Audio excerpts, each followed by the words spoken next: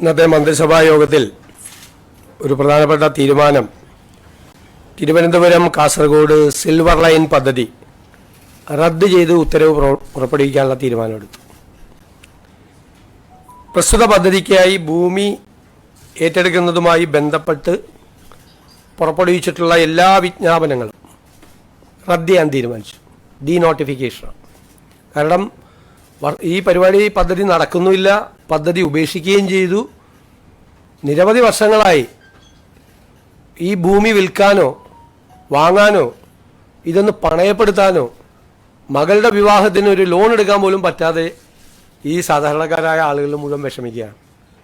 അതുകൊണ്ടാണ് ഏതായാലും പദ്ധതി ഉപേക്ഷിച്ചതുകൊണ്ട് ആ പദ്ധതി കേന്ദ്ര ഗവൺമെൻറ്റും അംഗീകാരം തന്നില്ല.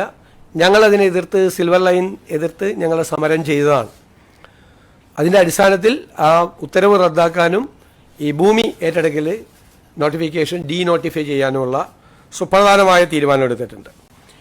സിൽവർ ലൈൻ സമരവുമായി ബന്ധപ്പെട്ട വിവിധ കോടതികളിലും പോലീസ് സ്റ്റേഷനുകളിലും ഒക്കെ നിലനിൽക്കുന്ന കേസുകൾ അത് ആഭ്യന്തര വകുപ്പ് അത് പരിശോധിച്ച് ആ കേസുകൾ പിൻവലിക്കാൻ വേണ്ടിയിട്ടുള്ള കേസുകളുടെ സ്വഭാവം അനുസരിച്ച് അത് പിൻവലിക്കാൻ വേണ്ടിയിട്ടുള്ള ശുപാർശകൾ കോടതിയാണ് അത് അനുമതി നൽകേണ്ടത്.